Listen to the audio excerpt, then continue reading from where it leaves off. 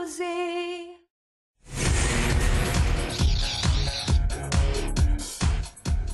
Welcome to Tech Report. I'm Kate Williams. Well, Moodoff Day is an initiative that aims to raise awareness around smartphone addiction. Moodoff Day urges smart hours for smart people without smartphones. For more on the initiative, we are joined by Tapas Senapati and Eric Bigolg. Gentlemen, thanks so much for your time. We do appreciate it. First of all, let's start with this idea and why it's necessary. People overusing smartphones, is that the concept? Look, the use of smartphones, we're looking at about 1.2 billion users nowadays globally. And we tend to use the phones at times when it's not so appropriate, perhaps in the car while driving, during meal times, when we're catching up with friends and family. And as useful as they are, devices, I think the impact they're having on our work life and social lives is beyond what is perhaps ideal. Okay, so what's the idea of this this Moodoff concept? Because when I ask somebody, can you please switch off your phone for 2 minutes, let's finish this talk, their mood become off, So the whole idea, because Moodoff Day, when you ask somebody, can you please stop using for 2 minutes while driving, so their mood is off. So the name came, Moodoff Day. Okay, so the idea is to switch off your phone for part of the day.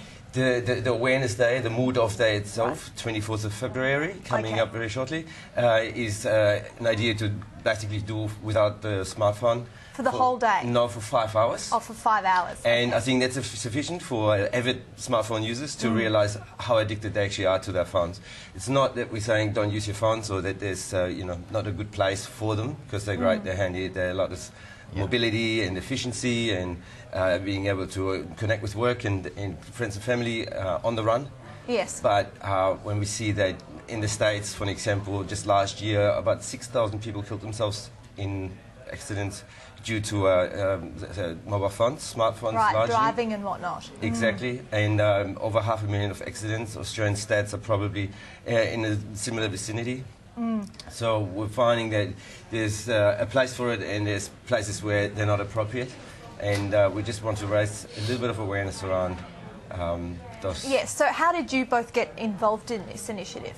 So last year, when I, for the driving and texting, I made an accident, and my wife burnt her hand in the kitchen and she was addicted. We became both addicted, and it was impacted my married life, Then we started this one. Then I met Eric.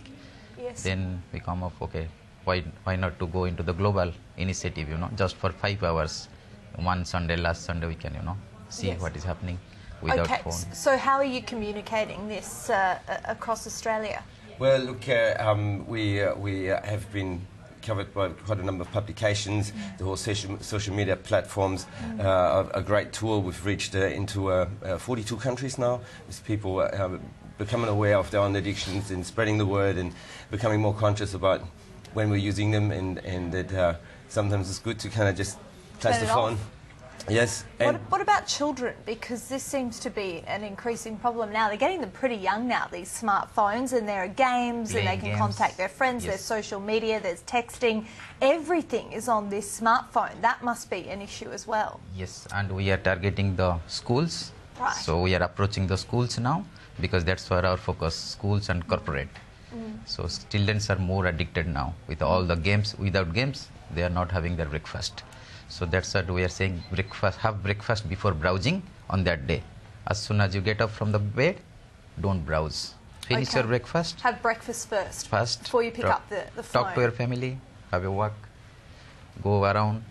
Okay. Then start browsing. Then start up the phone. So just remind us what day it is again. It is February 24th. February 24, and you need to switch off your phone for 5 hours. And if you can't switch off your phone for 5 hours, it probably means you're addicted, right? That's probably the way to find out for sure. Okay, gentlemen, thanks so much for your time. We really appreciate it. Thank you. Thank you. Okay, well, time to move along and bring you across another tech-based story. Russian authorities have dispatched thousands of rescuers to help with the clean-up operation after a meteorite exploded over the country. More than 1,000 people were injured as the shockwave from the meteorite blew out glass in buildings and sent debris flying. In Russia's Chelyabinsk region, search teams look for fragments of the meteorites. They assessed a lake where a hole several meters wide had opened in the ice. Eyewitnesses speak of a terrifying ordeal. I suddenly saw a shining spot, like flare light. I even thought there's a shooting range nearby. Maybe they were shooting, but it was just too powerful, too bright, and it was growing bigger. In a matter of seconds, it grew from a small tennis ball size to a huge ball. This is what NASA calls a tiny asteroid. About the size of a double-decker bus, it's lit up the skies above eastern Russia. The impact is thought to be the biggest by an object from space for more than 100 years. 1,000 people injured, 3,000 buildings damaged, and 20,000 workers now sent to the region to join the cleanup. It appears no one was killed, but experts warn next time we might not be so lucky.